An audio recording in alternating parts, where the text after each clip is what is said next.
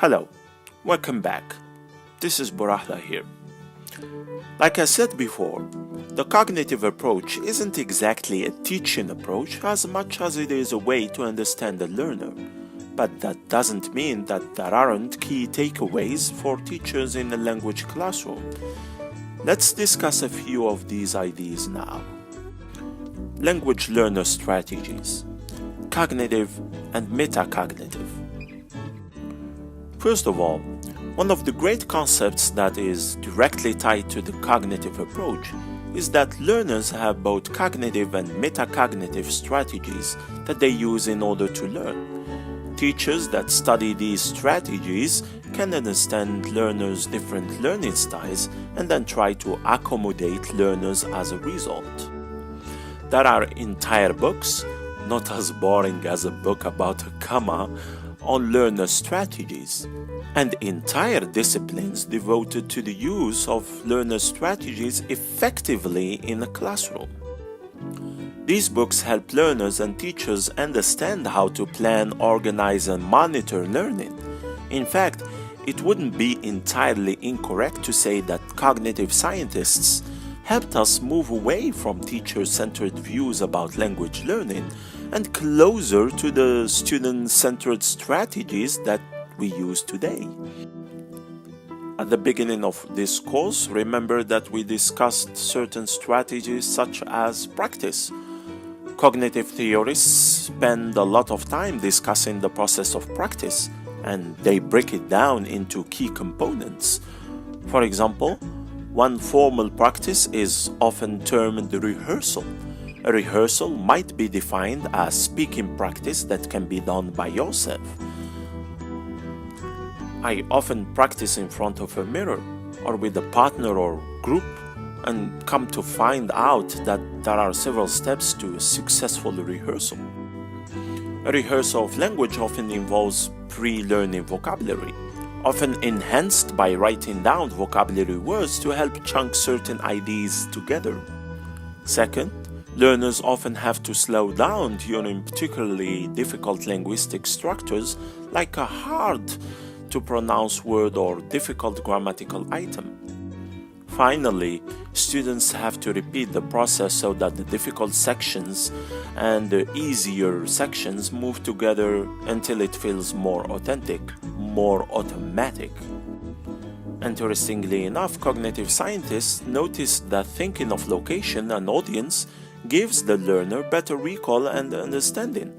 Thus, cognitive theorists would definitely recommend extensive practice, and practice that involves a clear understanding of the mental processes associated with practice. Feedback on errors and explicit grammar instruction. Another important cognitive science concept that language teachers use today is the need to give students feedback on their errors rather than punishing or ignoring the use of errors. Errors, especially those that an entire group of learners makes, help give an instructor information on mental process.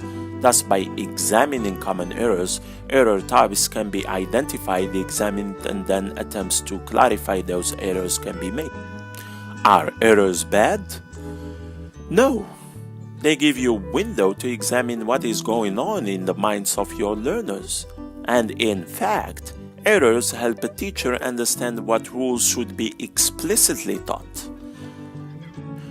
Grammatical rules, it is argued, can help learners receive the necessary information to overcome certain language rules. While the amount of explicit grammar instruction is debated in today's world, most teachers find themselves in the position of providing clear grammar instruction to those who continue to make certain errors. Pre-reading and pre-listening activities.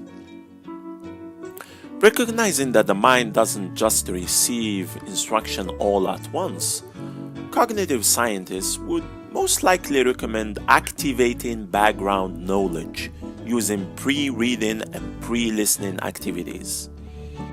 Pre-reading and pre-listening activities are very common in most language textbooks and can come in a variety of forms. For example, you might see an activity that shows a simple picture and asks students to explain what they see. This picture engages students to think of language that is likely going to be seen in the reading or listening activity. Thus, if you were teaching an activity about going to a restaurant, you might see a picture of a restaurant featured in the anticipatory activity. The basic concept is that you want to activate a student's mind, engage them in ideas and thoughts that they already know, so that you stimulate the same part of the brain that you will be requiring them to use in the future reading or listening activity. Other cognitive processes. There are a number of cognitive processes that we will discuss in our second course about lesson design. In fact, we will loosely base lesson plan design on the work of cognitive scientist Robert Gain, who suggests a number of different steps of instruction for appropriate learning to take place.